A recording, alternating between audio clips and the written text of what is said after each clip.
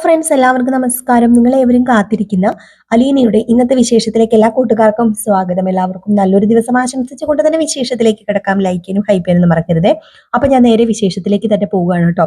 തുടങ്ങുമ്പോൾ തന്നെ കാണിക്കുന്നത് അവതക്കുട്ടി സ്റ്റാൻലിനെ ഫോൺ വിളിക്കുകയാണ്.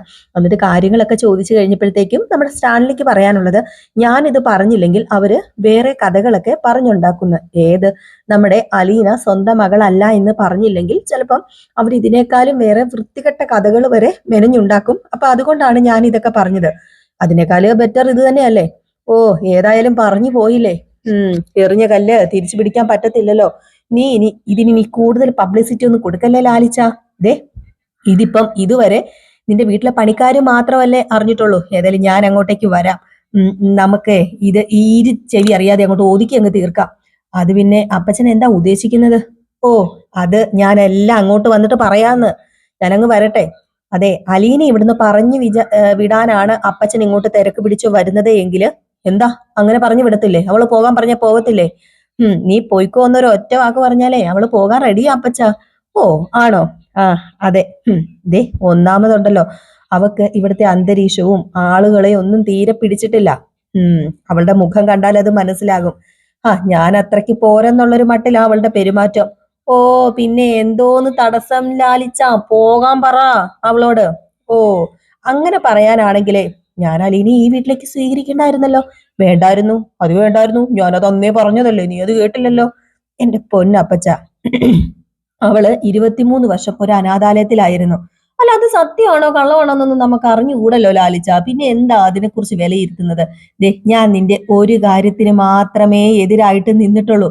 അത് ഏതാന്നറിയാലോ? 10-24 കൊല്ലം മുമ്പ് നീ ആ പാലാക്കാരി പെണ്ണിനെ കല്യാണം കഴിച്ച് കൊണ്ട് വരാന്ന് പറഞ്ഞപ്പോ മാത്രം ആണല്ലോ. വേറെ എന്ത് കാര്യത്തിനാ എതിര് നിന്നിട്ടുള്ളത്? ഇപ്പം അവളുടെ മകളാണെന്നും പറഞ്ഞു വന്നിരിക്കുന്ന പെണ്ണിന്റെ കാര്യത്തിൽ ഞാൻ എതിര് നിൽക്കാൻ പോകുക. ഞാൻ എതിര് നിൽക്കും. ഒന്നെങ്കിൽ നീ എന്നെ ചവിട്ടി പുറത്താക്കണം, അല്ലെങ്കിൽ അവളെ.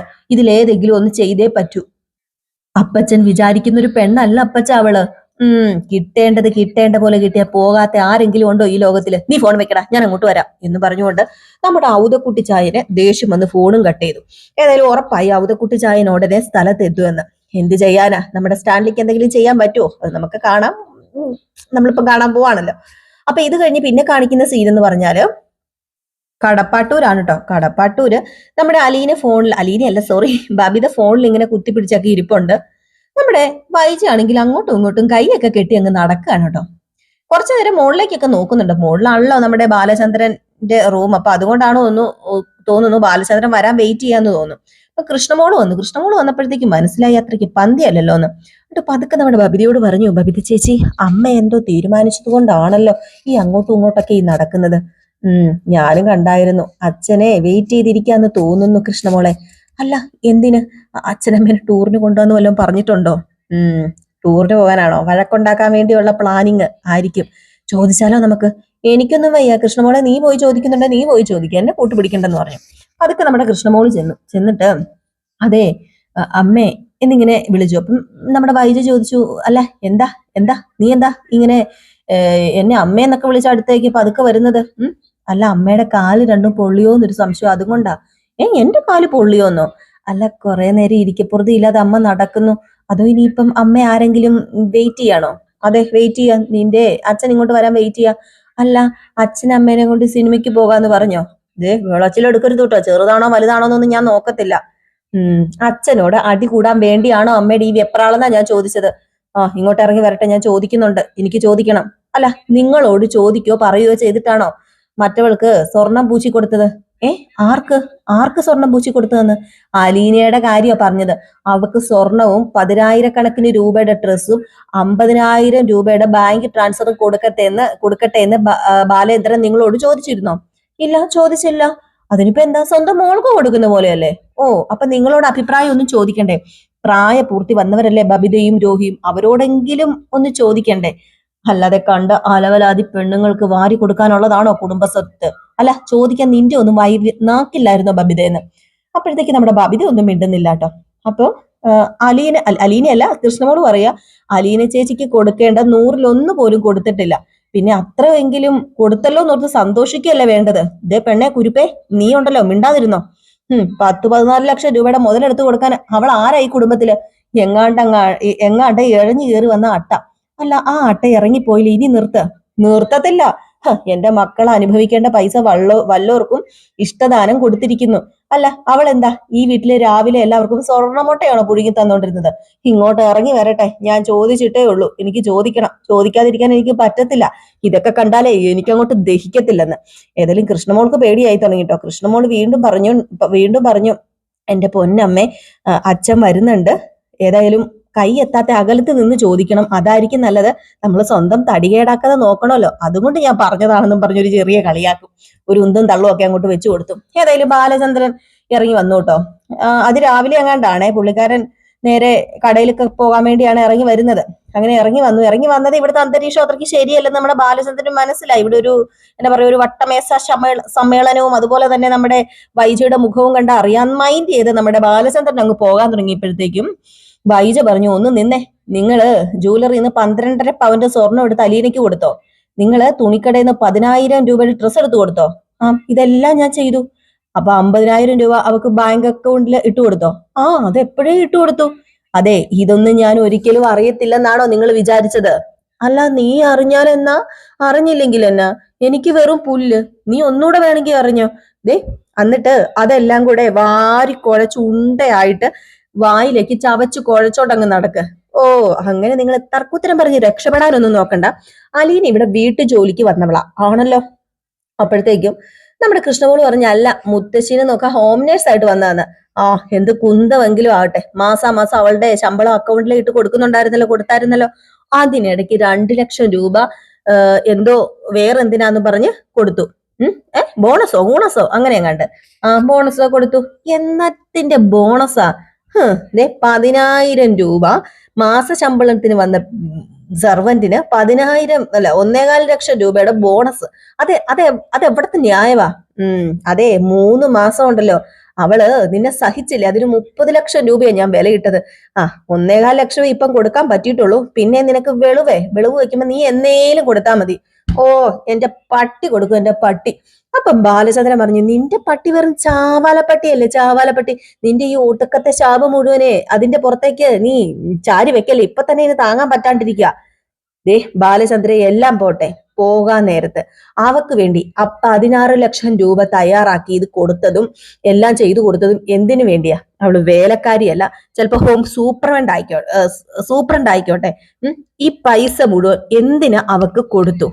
ഇവിടെ പല വേലക്കാരികൾ നിന്നിട്ടുണ്ട്, കുഞ്ഞുമോള്, ലീല, സരോജിനി, പലവരും. അവർക്കാർക്കും 100 രൂപ അധികം കൊടുത്തിട്ടുണ്ടോ? ഇല്ലല്ലോ. പിന്നെ എങ്ങനെ വന്നു ഇത്രയും വ്യത്യാസം? എനിക്കത് അറിയണം.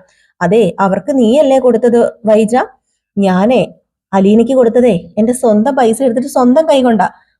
അങ്ങനെ ഒരു വ്യത്യാസം വരാനുള്ള കാരണം അറിയണമല്ലോ. അതെ, മര്യാദയുടെ ഭാഷയില്, മനസ്സിലാകുന്ന ഭാഷയില് വളരെ വ്യക്തമായിട്ട് ഞാൻ പറയാം.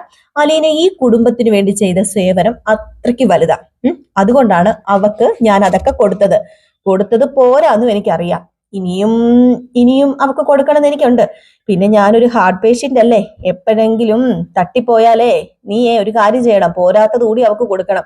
ഇത്ര എനിക്ക് പറയാനുള്ളൂ, പോട്ടെ എന്ന് പറഞ്ഞിട്ട് നമ്മുടെ ബാലചന്ദ്രൻ അങ്ങ് ഇറങ്ങിപ്പോയി കേട്ടോ. ഒയ്യോ, വായിച്ച നിന്നങ്ങ് ഉരുക.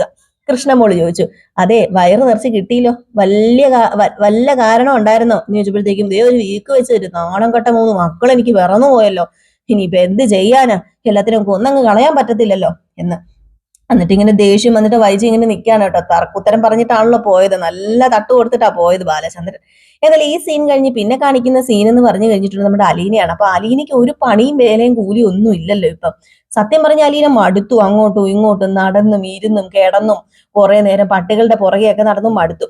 ഏതായാലും അലീന ഇങ്ങനെ റൂമിനകത്ത് ഇരിക്കുമ്പോഴത്തേക്കും പെട്ടെന്ന് ഡോറിൽ വന്നിങ്ങനെ ആരോ ഒരാൾ മുട്ടാണ് കേട്ടോ.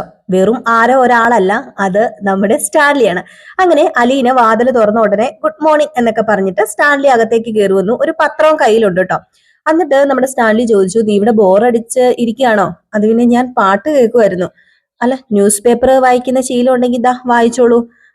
ന്യൂസ് പേപ്പർ വായിക്കുന്ന ശീലമൊക്കെ ഉണ്ട് എനിക്ക് എന്നൊക്കെ പറഞ്ഞിട്ട് ഇങ്ങനെ നിന്നിട്ട് ചോദിച്ചു, അല്ല, ഇവിടെ ഇതാണോ വരുത്തുന്നത്?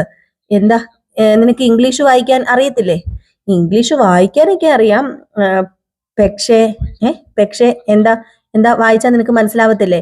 അല്ല നീ പ്ലസ് ടു വരെ പഠിച്ചതല്ലേ? ഉം മലയാളം മീഡിയത്തിലാണ് ഞാൻ പഠിച്ചത്. ഞാനൊരു ഓർഫനേജിലാണല്ലോ വളർന്നതും. വേണ്ട, മതി, കൂടുതലൊന്നും പറയണ്ടെന്ന് പറഞ്ഞു. അപ്പൊ ഇത് കേട്ട് കേട്ട് നമ്മുടെ സ്റ്റാൻലി മടുത്തു. അങ്ങനെ നമ്മുടെ സ്റ്റാൻലി പറഞ്ഞു, വായിക്കാൻ അറിയാലോ, നീ വായിച്ചോ, കുറെ ദിവസം വായിച്ചു കഴിയുമ്പോഴത്തേക്കും നിനക്ക് മനസ്സിലാവും എന്ന് പറഞ്ഞു കേട്ടോ. നമ്മുടെ അലീനെ കൊണ്ട് തോറ്റി ഏത് നേരം ഓർഫനേജിന്റെ കഥ പറയുന്നത് സത്യം പറഞ്ഞാല് നമ്മുടെ സ്റ്റാൻലിക്ക് ഇഷ്ടമല്ല. അത് ഈ സമയത്ത് നമ്മുടെ സ്റ്റാൻലി പറയാണ്, അതെ നീ കുറെ സമയം ബാലചന്ദ്രൻ ഇവിടെ വന്നപ്പോ അച്ഛ അച്ഛന്ന് വിളിക്കുന്നത് ഞാൻ കേട്ടായിരുന്നു. പക്ഷേ നീ എന്നെ പപ്പ എന്ന് വിളിക്കാറില്ലല്ലോ എന്ന് വലിയൊരു പരാതിയായിട്ട് തന്നെയാണ് കേട്ടോ. ചങ്കിക്കൊണ്ട വർത്താനമായി പോയി നമ്മുടെ സ്റ്റാൻലിയുടെ വർത്താനം. അത്രയ്ക്കും എന്തോ പോലെ ആയിപ്പോയി. അപ്പൊ അലീന തിരിച്ചൊരു ചോദ്യം ചോദിച്ചു, അല്ല എന്നെ മോളേന്നും വിളിക്കാറില്ലല്ലോ, അച്ഛൻ എന്നെ മോളേന്ന് വിളിക്കുന്നത് കേട്ട് കാണൂല്ലോ? ഒരു പ്രാവശ്യമല്ല, പല തവണ. വാത്സല്യത്തിന്റെ തേനിൽ മുക്കിയാണ് എന്നെ എന്റെ അച്ഛൻ മോളെ മോളേന്ന് വിളിക്കുന്നത്. ഓഹോ, ഐ സീ. നമ്മൾ കുറച്ചുകൂടി അടുക്കാനുണ്ടല്ലേ? മോളേന്ന് വിളിക്കുന്നില്ല കേട്ടോ, കുറച്ചുകൂടി അടുക്കാനുണ്ടല്ലേ? ആ, ഏതായാലും നമുക്കിടയിൽ ഒരു ഇന്റിമൻസി വർക്കൗട്ട് ആകാനുണ്ടല്ലേ? അതെ, അത് നമ്മൾ വിചാരിച്ചാൽ വരും. അത് ഒരു ഉറവ പോലെ പൊട്ടി ഒഴുകി വരണം. അങ്ങനെ വന്നു കഴിഞ്ഞിട്ടുണ്ടെങ്കിൽ നമുക്ക് ആ ഒരു ഇന്റിമൻസി വരും എന്ന് പറഞ്ഞപ്പോഴത്തേക്കും, അല്ല നിനക്കും ആ ഒരു ഉറവ പൊട്ടി ഒഴുകി വരണ്ടേന്ന് ചോദിച്ചപ്പോ, അതെ എനിക്കും വരണം, അതുപോലെ തന്നെ ഇവിടെയും വരണം അതെന്ന് പറഞ്ഞപ്പോഴത്തേക്കും നമ്മുടെ അലീന അല്ല സ്റ്റാൻലി പറഞ്ഞു, ഓക്കെ ആയിക്കോട്ടെ. അല്ല അലീനയ്ക്ക് ഈ വീടൊക്കെ പരിചയമായില്ലേ? എല്ലായിടമൊക്കെ ഇത് ഞാൻ കണ്ടു. അല്ല എന്റെ എസ്റ്റേറ്റ് ഒക്കെ കാണണ്ടേ? നമുക്ക് നാളെ പോകാം, ഞാൻ നാളെ കൊണ്ടുപോയി കാണിച്ചു തരാം. ആ പോകാം, കാണാം. അല്ല അലീന, നിനക്ക് എന്തെങ്കിലും സ്പെഷ്യൽ ഫുഡ് വേണമെങ്കിൽ പൗലോസിനോട് പറഞ്ഞാൽ മതി. അയാൾ നല്ലൊരു കുക്കാണ്. നിനക്ക് ഇഷ്ടപ്പെട്ട ഭക്ഷണം ഇഷ്ടപ്പെട്ട സ്റ്റൈല് കുക്ക് ചെയ്തു തരും.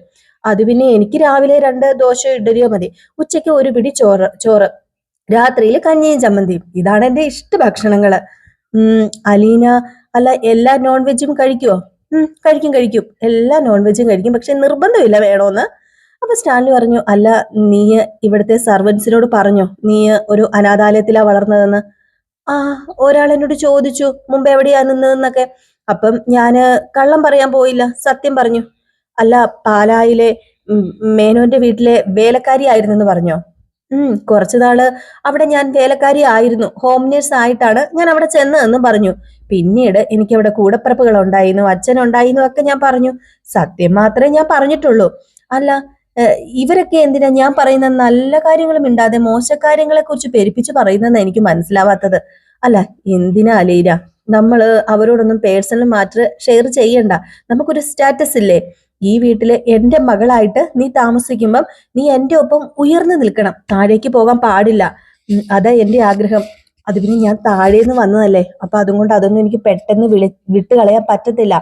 എന്നാലും ഞാൻ ഇനി ശ്രമിക്കാം. ഞാൻ ഇനി ആരോടും പറയത്തില്ല, ആരോടും പറയാതെ നോക്കാം. ആ, അതൊക്കെ ശരിയാ, പക്ഷെ അവരിനി എല്ലാം പറഞ്ഞു നടക്കും. സ്റ്റാൻലി ഓഫ്നേജിൽ നിന്ന് ഒരു അനാഥ പെണ്ണിനെ എടുത്തിട്ട് മകളാണെന്ന് പറഞ്ഞ് ഡിക്ലെയർ ചെയ്തു. അവള് പാലായിലെ ഒരു മുതലാളി വീട്ടിൽ ഹൗസ് മെയ്ഡ് ആയിട്ട് ജോലി ചെയ്തിരുന്നവളാണ്. ഇങ്ങനെയൊക്കെ അല്ല, അതല്ലേ ശരിക്കും പരമാർത്ഥം, അതല്ലേ സത്യം? അപ്പൊ നമ്മുടെ സ്റ്റാൻലി പറഞ്ഞു, അതൊക്കെ സത്യമൊക്കെയാണ്, എനിക്കറിയാം. അല്ല പിന്നെ ഇതൊക്കെ എപ്പോഴെങ്കിലും തുറന്നു പറയേണ്ട സാഹചര്യം വരില്ലേ? കാരണം അന്വേഷണങ്ങളും കൂടിക്കാഴ്ചകളും കൂട്ടിച്ചോദ്യങ്ങളും ഇനി വരാനിരിക്കുന്നതേ ഉള്ളൂ. പെട്ടെന്നൊരു മകൾ എവിടുന്ന് പൊട്ടിപ്പുറപ്പെട്ടു എന്ന് ആരാണെങ്കിലും ചോദിക്കും. ഇപ്പൊ ഞാൻ രാജകുമാരിയാണെന്ന് ഞെളിഞ്ഞു നിന്ന് പറഞ്ഞിട്ട് വെറും അനാഥയും വേലക്കാരിയാണെന്നൊക്കെ തെളിയുമ്പോഴേ തല കുനിക്കേണ്ടി വരില്ല എനിക്ക്. അപ്പൊ അതിനേക്കാൾ എന്തുകൊണ്ടും നല്ലത് ഇപ്പൊ ഞാൻ വേലക്കാരിയും അനാഥയും ഒക്കെ ആയിരുന്നു എന്ന് പറയുന്നതും, അതുപോലെ പിന്നീട് ഞാൻ രാജാവിന്റെ മകളായിരുന്നു എന്ന് എല്ലാവരും അംഗീകരിക്കുന്നതും അതൊക്കെയല്ലേ നല്ലത്? Yes yes, you are correct. നീ പറഞ്ഞത് വളരെ ശരിയാണ്, എക്സാക്ട്ലി, ദാറ്റ്സ് റൈറ്റ് എന്നൊക്കെ പറഞ്ഞു 3-4 ഇംഗ്ലീഷ് വാക്കൊക്കെ പടച്ചങ്ങോട്ട് വിട്ടു നമ്മുടെ സ്റ്റാൻലി. എന്നിട്ട് അലീനയെ നോക്കി ഒന്ന് ചിരിച്ചിട്ട് ഒരു കൈ കൊടുത്തു. കൺഗ്രാറ്റുലേഷൻസ് എന്നല്ല, അതിന് എന്നാ ഉദ്ദേശിക്കുന്ന ആ കൈക്കെന്ന് എനിക്ക് മനസ്സിലാവുന്നില്ല. ഷൈഖാന്റെ കൺഗ്രാറ്റുലേഷൻസ് ഒക്കെ പറയുമ്പോൾ നമ്മൾ കൈ കൊടുക്കൂലോ, ഇടയ്ക്കിടയ്ക്ക് നമ്മുടെ സ്റ്റാൻലി അലീനയ്ക്ക് കൊണ്ട് കൈ കൊടുക്കുന്നുണ്ട്. ചിലപ്പോ ഇത്രയും വാക്ക് പറഞ്ഞതിന് കൊള്ളാം, ബെറ്റർ എന്ന് പറഞ്ഞായിരിക്കും നമ്മുടെ സ്റ്റാൻലി കേട്ടോ. അപ്പൊ ഏതായാലും ഇത്രയൊക്കെ പറഞ്ഞിട്ട് നമ്മുടെ സ്റ്റാൻലി അങ്ങ് പോവാണ്. പിന്നെ കാണിക്കുന്ന സീൻ എന്ന് പറഞ്ഞാല് നമ്മുടെ മാത്തുക്കുട്ടിച്ചായൻ, സോറി മാത്തുക്കുട്ടിച്ചായൻ അല്ലേ, ആ ഔതക്കുട്ടിച്ചായൻ, സോറി പേരും തെറ്റിപ്പോയി. ഔതക്കുട്ടിച്ചായൻ വരുവാണ് കേട്ടോ. മാത്തുക്കുട്ടി എന്ന് പറയുന്നത് നമ്മുടെ ചെമ്മീനിലെ ഏതോ ഒരു നായകനായി പോയി. ഏതായാലും അങ്ങനെ മാത്തുക്കുട്ടിച്ചായൻ, ഔതക്കുട്ടിച്ചായൻ വന്നു. ഔതക്കുട്ടിച്ചായൻ വന്നിട്ട് നമ്മുടെ ആറ്റപ്പനോടും അതുപോലെ തന്നെ ബൈജുവിനോടും സംസാരിക്കുകയാണ്. അങ്ങനെ ബൈജുവിനോട് പറഞ്ഞു, ഇപ്പൊ ഈ ഒരു അംബാസഡറും കൊണ്ടാട്ടോ പുള്ളിക്കാരെ വന്നത്. അപ്പൊ ബൈജുവിനോട് പറഞ്ഞു, നീ ഒരു കാര്യം ചെയ്യുക, നീ ഈ വണ്ടി ഒന്ന് ഓടിച്ചു നോക്ക, നല്ല കണ്ടീഷനൊക്കെ ആണോ എന്ന് അറിയാം, നീ ഇത് കൂട്ട് വണ്ടി ഓടിച്ചിട്ടുണ്ടോ, ഒന്ന് ഓടിച്ചു നോക്കടാ ഈ വണ്ടി, ഇപ്പോഴത്തെ പുതിയ വണ്ടിയൊക്കെ എന്ത് വണ്ടി, ഇതൊക്കെ നീ ഓടിച്ചു നോക്കണം എന്ന് പറഞ്ഞിട്ട് ആ കാറിന്റെ അംബാസഡറിന്റെ കീ അങ്ങോട്ട് ബൈജുവിന്റെ കൈ കൊടുത്തു. ബൈജുവിന്റെ കൈ കൊടുത്തതിന് ശേഷം അവിടുത്തെ വിവരങ്ങളൊക്കെ ഏകദേശം ഇങ്ങനെ ചോദിക്കുകയാണ്. അപ്പൊ ഇവര് പൊടിയും തൊങ്ങലും വെച്ചല്ലേ പറയത്തുള്ളൂ. അങ്ങനെ നമ്മുടെ ഔതക്കുട്ടി പറയുന്നുണ്ട്, ഞാൻ ഇങ്ങോട്ടേക്ക് വന്നത് വേറൊന്നിനുമല്ല, അവളെ പറഞ്ഞയക്കാൻ തന്നെയാന്ന് പറഞ്ഞപ്പോഴത്തേക്കും അങ്ങനെ എങ്ങനെ പറഞ്ഞയക്കാൻ പറ്റും? പറഞ്ഞയക്കാൻ പറ്റില്ലെന്ന് ആരാ പറഞ്ഞത്? അങ്ങ് തൃശ്ശിനാപ്പള്ളി ചെന്നതൊക്കെ പറഞ്ഞാൽ മതി. അപ്പൊ ആന്റപ്പൻ പറഞ്ഞു, അല്ല, ഈ പറയുന്ന കേണൽ സാറിന് ഭയങ്കര താല്പര്യമാണ് ആ പെങ്കൊച്ചിനോട്. ഓ പിന്നെ അങ്ങനെ പറയേണ്ട കാര്യമില്ലല്ലോ. സ്വന്തം ഭാര്യയ്ക്കുണ്ടായ മക്കളോടുണ്ടാകുന്ന താല്പര്യം ഇല്ലാത്ത താല്പര്യം എങ്ങനെ വല്ലവൾമാരും പ്രസവിച്ച പെങ്കൊച്ചിനോടുണ്ടാകും? അതങ്ങോട്ട് ശരിയാകത്തില്ലല്ലോ. ഞാൻ ഇപ്പൊ വരാം, ഞാനേ അവനെ ഒന്ന് കാണട്ടെ എന്ന് പറഞ്ഞ് നേരെ അകത്തേക്ക് കയറി പോയിട്ടോ. അകത്തേക്ക് നമ്മുടെ ഔതക്കുട്ടിച്ചായൻ കയറി പോയിട്ട് പുറത്തേക്കൊന്ന് നോക്കിയിട്ട് ഇവരോടൊന്നും ചോദിച്ചു, അവളിവിടെ ഉണ്ടല്ലോ അല്ലേ? അവളെ ഇന്ന് തന്നെ ഞാൻ പറപ്പിക്കാനാ ഞാൻ വന്നത്. ഔതക്കുട്ടി ആരാന്ന് ഇപ്പൊ കാണിച്ചു കൊടുക്കാന്ന് പറഞ്ഞ് അകത്ത് കയറി പോയിട്ടുണ്ട്. അപ്പൊ നമ്മുടെ ആന്റപ്പൻ ബൈജുവിനോട് ചോദിച്ചു, വല്ലോ നടക്കുവോ, അതോ കുട്ടിച്ചായനെ അവള് മയക്കുവോ? നമുക്ക് നോക്കാം ആന്റപ്പൻ ചേട്ടാന്ന്. അങ്ങനെ അകത്തേക്ക് കയറി ചെല്ലാണ്. ഈ സമയത്താണെങ്കിൽ നമ്മുടെ സ്റ്റാൻലി ആണെങ്കിൽ നന്നായിട്ട് മദ്യം പടച്ചു വിടുന്നുണ്ട് കേട്ടോ അകത്തേക്ക്. അങ്ങനെ ഗ്ലാസ്സിൽ ഇങ്ങനെ ഒഴിച്ചൊക്കെ വെക്കുന്നുണ്ട്. 2 ഗ്ലാസ് ഒഴിച്ച് വെക്കുന്നുണ്ട്. നമ്മുടെ സ്റ്റാൻലിക്ക് മനസ്സിലായി തോന്നുന്നു അപ്പച്ചൻ വന്നെന്ന്, അതുകൊണ്ടായിരിക്കുമല്ലോ 2 ഗ്ലാസ് എടുത്ത് വെക്കുന്നത്. അങ്ങനെ അപ്പച്ചൻ ഔതക്കുട്ടി വന്ന് ഡോറൊക്കെ തുറന്ന് കയറി. സ്റ്റാൻലിക്ക് ഒരു കൂസലും ഇല്ല. സ്റ്റാൻലി ഇതാര്, വരണം കയറി വരണമെന്ന് പറഞ്ഞു. അങ്ങനെ നമ്മുടെ ഔതക്കുട്ടി കയറി വരിക, മീശയൊക്കെ പിരിച്ചോണ്ട് കയറി വരിക. ആഹാ, നീ കാലത്തെ തുടങ്ങിയോനെ ആലിച്ചാന്ന് ചോദിച്ചു. അപ്പം പറഞ്ഞു, സ്റ്റാർട്ട് ചെയ്തില്ല. ഇന്നത്തെ സ്റ്റാർട്ടിങ് അപ്പച്ചന്റെ കൂടെയാകാം. അപ്പച്ചന്റെ വരവ് പ്രമാണിച്ച് എല്ലാം ഒരുക്കി വെച്ചതാ. എനിക്ക് ഇതിന്റെ സൽക്കാരം ഒന്നും വേണ്ട ലാലിച്ച, ഞാനേ തിരിച്ചു പോകും. എനിക്ക് പുനലൂരി എന്നിട്ട് വേറെ പരിപാടിയുണ്ട് ഉച്ച കഴിഞ്ഞ്. അല്ല, ഒരെണ്ണം അടിച്ചോ? ഇത് ഇവിടെ കിട്ടുന്ന സാധനമൊന്നും അല്ല, എന്റെ ഒരു ഫ്രണ്ടേ ഫിലിപ്പീൻസിന് കൊണ്ടു തന്ന ഗിഫ്റ്റ് ആണ്. വേണ്ടെന്ന് പറഞ്ഞില്ലേ? വേണ്ടെന്ന് പറഞ്ഞ എനിക്ക് വേണ്ട. ദേ അപ്പച്ച, ഞാനിത് ഒറ്റ ദിവസം കൊണ്ട് തീർക്കും. പിന്നെ കിട്ടത്തില്ല, വേണേല് ഒരു ഗ്ലാസ് കുടിച്ചോ എന്ന് പറഞ്ഞു. അപ്പൊ നമ്മുടെ വല്യപ്പച്ചനല്ല, നമ്മുടെ ഔതക്കുട്ടിക്ക് ഒരു ചെറിയ കൊതി. എന്നിട്ട് ഒന്ന് നോക്കിയിട്ട് പറഞ്ഞു, എന്നാ പിന്നെ ഒരു സോഡ ഒഴിക്കി കുടിച്ചേക്കാന്ന് പറഞ്ഞിട്ട് അവിടെ വന്ന് ഇരുന്നിട്ട് അങ്ങ് കുടിച്ചു കേട്ടോ. എങ്ങനെ കുടിക്കാതിരിക്കും? ഇവരെല്ലാം കുടിയന്മാരാന്ന് തോന്നുന്നത്. നമ്മുടെ കൊട്ടാരം മറ്റത്തിലെ എല്ലാവരും കുടിയൻ കുടുംബമാണെന്നാ തോന്നുന്നത് കേട്ടോ. അങ്ങനെ നല്ല സ്റ്റാൻഡേർഡ് സാധനം കേട്ടോ കുടിക്കുന്നത്. അങ്ങനെ മേടിച്ചു. നമ്മുടെ ഔതക്കുട്ടി അത് കുടിച്ചു. ഒരെണ്ണം അകത്താക്കി. എന്തൊരു കടുപ്പാടാ ഇത്, ഒരു ഗുമ്മില്ലല്ലോടാ ഇതിന്. അതെ, ഇതിന് ഗുമ്മില്ലെന്നേ വെറുതെ തോന്നുന്നതാ. ഇത് സിപ്പ് ചെയ്ത് രുചിച്ച് കഴിക്കേണ്ട സാധനം, അല്ലാതെ ഒറ്റയടിക്ക് കുടിച്ചു കഴിഞ്ഞിട്ടുണ്ടെങ്കിൽ ഇങ്ങനെ ഇരിക്കും. രുചിച്ച് കഴിക്കാനാണെങ്കിൽ തേൻ മേടിച്ച് കഴിച്ചാൽ പോരേട്ടാ നിനക്ക്. ഇത് രുചിച്ച് കഴിക്കേണ്ട വല്ല ആവശ്യമുണ്ടോ? അല്ല, ആൽബിയും റോബിച്ചനും അപ്പച്ചനെ സലഹരിക്കാറുണ്ടോ? വല്ലപ്പോഴും ഒരു തുള്ളി തന്നെങ്കിലായി. നിന്റെ അടുത്ത് വരുമ്പോഴാ മനസ്സറിഞ്ഞ് 4 എണ്ണം വീശാൻ പറ്റുന്നത്. നീ ആ പെങ്കൊച്ചിനെ ഇങ്ങോട്ടൊന്ന് വിളിച്ചേ, ഞാനൊന്ന് കാണട്ടെ അവളെ. അപ്പോഴത്തേക്ക് നമ്മുടെ സ്റ്റാൻലി, അല്ല ദേ അങ്ങനെ വിളിച്ചാലൊന്നും അവള് വരത്തില്ല.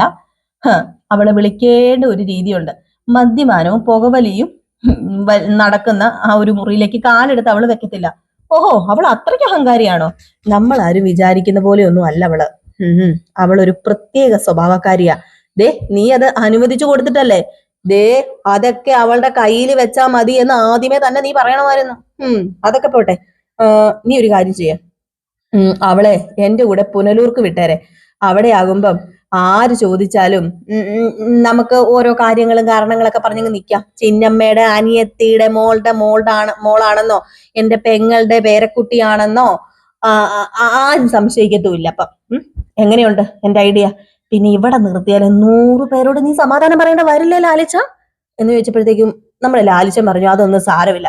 ഓ, നിനക്ക് സാരമില്ലായിരിക്കും, പക്ഷേ എനിക്കും നമ്മളെ അറിയാവുന്നവർക്കും സാരമുണ്ട്, നമ്മുടെ കുടുംബത്തിന് സാരമുണ്ട്. എന്റെ കൂടെ വിട്ട കുറച്ചു ദിവസം പുനലൂരിൽ വിട്ടിട്ട് പതുക്കെ ഞാൻ അവളെ അങ്ങോട്ട് നാട് കടത്തിയേക്കാം എന്നിങ്ങനെ പറഞ്ഞു. സ്റ്റാൻലി സമ്മതിക്കോ? സ്റ്റാൻലി പറഞ്ഞു, അങ്ങനെ നാട് കടത്താനായിരുന്നെങ്കിൽ എനിക്ക് അവളെ ഇങ്ങോട്ടേക്ക് കൂട്ടിക്കൊണ്ട് വരേണ്ട വല്ല കാര്യം ഉണ്ടായിരുന്നോ അപ്പച്ച?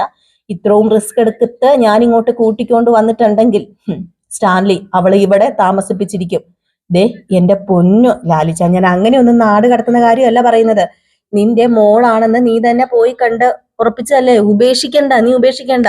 ഉടനെ തന്നെ എവിടെയെങ്കിലും ഒരു കല്യാണം ആലോചിച്ച് അവളെ അങ്ങ് നമുക്ക് കെട്ടിച്ചങ്ങ് വിടാമെന്നാ ഞാൻ മനസ്സിൽ കണ്ടത്. അതാ ഞാൻ പറഞ്ഞത്. മനസ്സിലായോ? വയസ്സ് 10-23 ആയില്ലേ. എന്നാണെങ്കിലും കെട്ടിച്ചു വിടണ്ടേ, നിന്റെ മോളല്ലേ. അപ്പൊ പിന്നെ ഇത് കുറച്ച് നേരത്തെ ആയെന്നോർത്ത് കുഴപ്പമുണ്ടോ? അതെ, അവൾക്കൊരു നീതി കിട്ടണ്ടേ അപ്പച്ച. നമ്മൾ ഈ പറയുന്നത് ശരിയാണോ? 23 വർഷം അനാഥ കുഞ്ഞായിട്ട് ജീവിച്ചവളല്ലേ അവള്. അവൾക്ക് ഒരു അംഗീകാരം, അന്തസ്, സ്നേഹം, വാത്സല്യം ഇതെല്ലാം അവൾക്ക് കിട്ടണ്ടേ? ഓ മണ്ണാ കട്ട, ഇവിടെ നിന്റെ കൂടെ ജീവിച്ച അത് കിട്ടുവോ? അപമാനവും പരിഹാസവും കുത്തുവാക്കും വഴക്കും വയ്യാവേലിയും ഒക്കെ അവള് സഹിക്കേണ്ടി വരില്ലേ? അപ്പോഴത്തേക്ക് നമ്മുടെ സ്റ്റാൻലി ഒന്നും മിണ്ടുന്നില്ല കേട്ടോ. സ്റ്റാൻലിക്ക് ഒന്നും പറയാനില്ല. ഏതായാലും ഈ ഒരു സീൻ കാണിച്ചിട്ടാട്ടോ ഇന്നത്തെ വിശേഷം അവസാനിക്കുന്നത്. അപ്പം കാത്തിരുന്ന് തന്നെ കാണാം. നമ്മുടെ ഔതക്കുട്ടീനെ അലീന മയക്കിയെടുക്കുകയൊന്നും അല്ല ചെയ്യുന്നത്. അലീന കാണുന്നത് തന്നെ ഔതക്കുട്ടി അങ്ങോട്ട് വീണു പോകും കേട്ടോ. നമ്മുടെ ചിന്നമ്മേനെ പോലെ അല്ലേ ഇരിക്കുന്നത്. സ്റ്റാൻലിയുടെ അമ്മച്ചിയെ ചിന്നമ്മേനെ പോലെ തന്നെ ഇരിക്കുന്നത്. അപ്പൊ നമുക്ക് കാത്തിരുന്ന് തന്നെ കാണാം. Tata bye bye. ലൈക്ക് ചെയ്യാനും ഹൈപ്പ് ചെയ്യാനും മറക്കരുത്. ഇവിടെ കറണ്ട് ഇല്ലാത്തത് കൊണ്ടാണ് കുറച്ച് ലേറ്റ് ആയി പോയത്.